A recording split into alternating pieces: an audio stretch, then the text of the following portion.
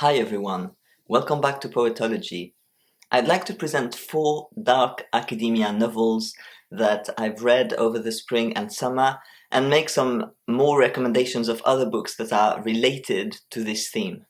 If you don't know what dark academia is, it's become a sort of aesthetic that we see a lot on Instagram and TikTok, mostly based on the novel The Secret History by Danne and films like The Dead Poets Society that focus on academic achievement and a cohort.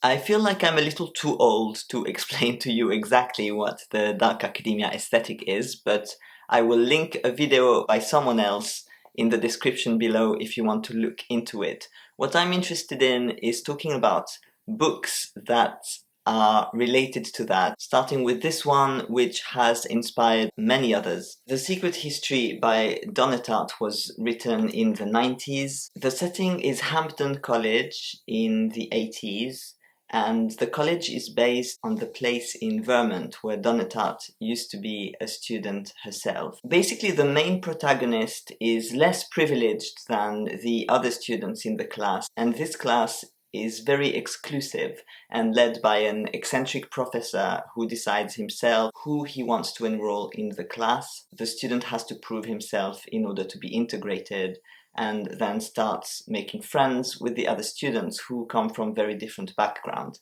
As a result of that, he tries to hide where he's from, his more modest origins, so that it doesn't clash with the others who are much more privileged. And so the reader gets a glimpse into this more privileged background from which people with high academic qualifications tend to come from, especially in very elite subjects like Greek. But more than that, we also start seeing some of the corrupt morals that these characters have, the ways in which they get drawn into very problematic actions without quite realizing the consequence that this could have, which is partly because status and money tend to keep people safe from the consequences of their actions. And so here we see some of the basic premises of what became the dark academia genre, which is like a thriller where someone perpetrates a crime,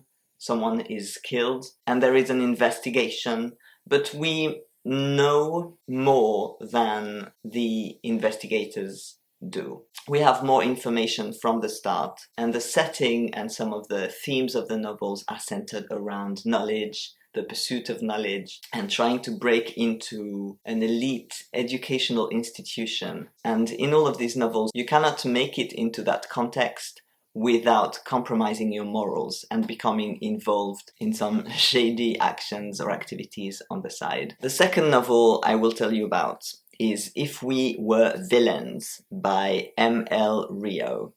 This one imitates the first one much more closely than the other two. Instead of Greek students, here we have acting students who are part of the conservatory, and they mostly work on Shakespeare. And so Shakespeare's plays are written into the plot quite intricately. The novel is structured like a play, separated into acts and scenes. The main protagonist, again, is from a less privileged background than the others. He comes from Illinois, from a working class family, and tries not to bring this to the forefront if possible, because the others come from very different backgrounds. Although, as we discover, none of them has an enviable upbringing. It starts after the main protagonist is released from prison for serving for a crime that was perpetrated during that final year of studies.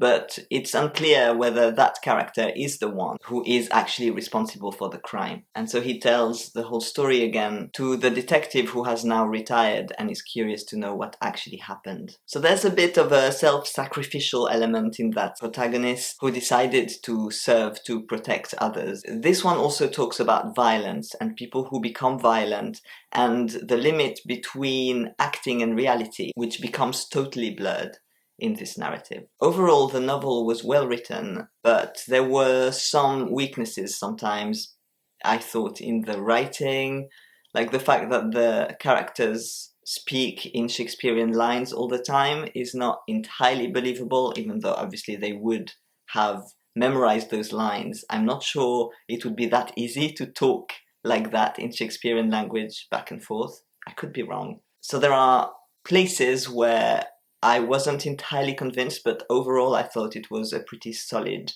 plot, and that the characters, while not really likable, were all quite interesting. Let's talk about The Cloisters by Katie Hayes. This is actually the first I read of the four, and it is perhaps the simplest to read. I thought it was entertaining and fun, but didn't quite have as much solidity as some of the other novels, especially compared to The Secret History. So this takes place in the Cloisters, which is in New York. It is the Met's Gothic Museum. The place is described in a lot of detail and takes on a lot of personality, which is the case in all of these novels. The place, the university, or in this case the research center, take on a lot of significance for the characters, and in fact takes over their lives. One difference here is that the two main protagonists were female. The others always had at least one or two female characters, but this was much more centered on those female protagonists. And basically, Anne Stilwell is going to spend the summer working, researching at the Met, and she meets this other academic, Rachel, who works there as well and is sort of enmeshed with other characters, has a relationship with the director of the center, and a lot of intrigue happens at the personal level as well as when it comes to the research. This novel also has a strong occult theme with the tarot, and it uses the tarot to talk about Renaissance art, especially Italian Renaissance art, but also to talk about fate. And that's what the novel explores in a way. The extent to which characters can choose their fate or their fates are imposed upon them. And indirectly, the other novels explore the exact same theme, but it was more explicit in The Cloisters. To a large extent, Anne envies Rachel, and it often looked like romantic attraction, although Rachel was always involved with a man at the same time. So nothing quite happens, but it felt almost like there was this underground bisexual theme to me, but that wasn't explored. However, it brings up the fact that all of these novels have a gay character somewhere. They're never the main protagonist, but they're always there within the friends group. This also offered a critique of the politics within academia, which is a feature of all of these novels, but here, because they were researchers, you could see a little bit more how politics behind academia tend to give advantage to certain people over others, and how that is often interlaced with privilege and the capacity to cover certain expenses and the sort of aura that comes with being well off. While this was, as I said, quite a fun read, there were times when I got a little bit lost by the plot, just because things were not 100% believable. There were a few leaps that are required for you to stick to the narrative where I wasn't entirely there, but I still thought it was fun, and I just liked the atmosphere. I think in all of these novels, the atmosphere attracted me more than the actual plot. And the final one of these four is Babel by R.F. Kuang, and this one differs because it is a historical fiction. It also has a supernatural element, and that element takes up a lot of space, especially as the novel progresses. What is really clever about this particular novel is that it manages to tackle the themes of colonialism and the British Empire. Basically, a child who is Chinese and English gets adopted by an Englishman and brought to London first and then Oxford, where he starts studying at that university. The fact that the author decided to bring fantastic elements in the novel allowed her to take a lot of liberties with facts. This enabled her to have a lot more diversity in the cast of characters, because it means that people of color were also admitted at the university and women were also students at that university, because they were needed to take care of the silver bars of the language center. There is a center for foreign languages, and therefore scholars need to be brought in from various backgrounds. Even though racism is a huge feature, these students have some kind of place within the functioning of the university. However, they become more and more aware of the ways in which that institution eventually works against their own interests and actually works in the interest of maintaining imperial power. I really wanted to follow this to the end, but in the middle of the novel there is a huge turn where the characters sort of go underground and the revolutionary theme is brought in. And as much as I loved the ideas behind the politics of the novel, I found it difficult to stick to the plot because it changed so much.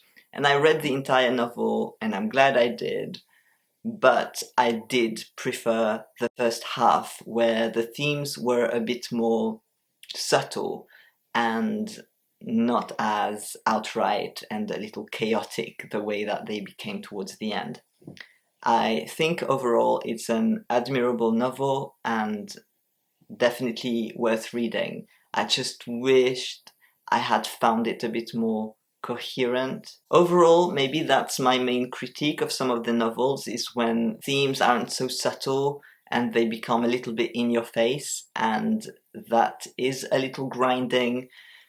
And that's not a critique I can make of the original, The Secret History, because here, whatever you think about morals or about characters' trajectory or the politics of academia, you have to make up your own mind. The book doesn't really do it for you. And you could say that maybe it's a lack of critique on the author's part, and that the book turns out to be fairly conservative, and, that wouldn't be wrong. But sometimes the others were a bit too obvious for me. I do think all of these novels are worth a read, and that they are all entertaining, and for me, having been an academic for so long, I was a PhD student and lectured at university, and before that, of course, I was a student for actually quite a long time. And I'm not used, even to this day, when September comes and I'm not going back to university, I still feel weird about it, which is why I thought I would make this video today on the 1st of September. And all of these books bring out some memories and aspirations that I used to have and sometimes still have, which I really am drawn to. They also made me think of other books that are not in the dark academia genre at all, but that I had read previously and that I would like to mention. The first one is a recommendation. It is Siri Hustvedt's What I Loved. It's been so long since I read it that I can only be a bit vague about it, but basically it features academics and artists who have to face a brutal loss and live in the wake of that loss. And it is about their relationship and their work, and it's all woven together really well with a very strong sense of loss. And if you want something in a similar theme that features more adult characters and more adult lives, then I think that's a really good read. I must have read it when I was like 20 years old, and I still think about it a lot. So that tells you something about the power of that novel. Another one is a little lighter, but also talks about adult lives and specifically motherhood. It is by Sarah Moss, Night Waking. This is one of Sarah Moss's first novels, and it's about a family who spends the summer in northern Scotland on an island because the father needs to study puffins, and the mother is an academic, the main protagonist, and she needs to write a book, but she has 2 young children to take care of, and so it's about how she tries to balance research with her daily life on the island. I also thought of 2 books that I mentioned in my PhD that have academic research themes, but also where the protagonists are adults. The first one is The Crown of Columbus, which was co-written by Louise Erdrich and her husband at the time, Michael Dorris. It's about 2 academics as well. It's a little adventure. It's not very serious.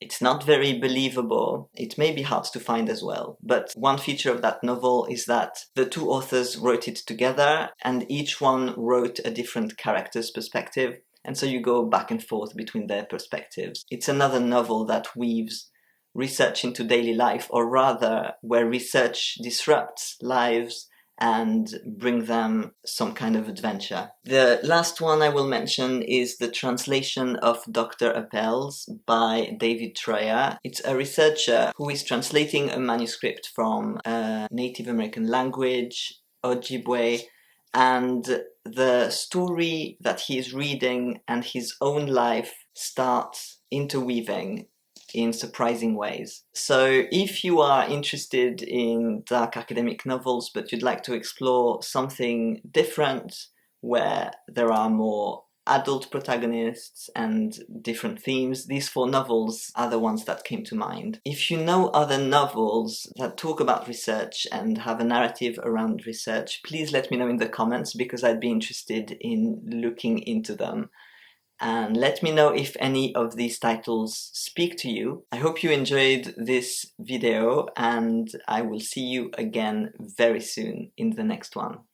Bye!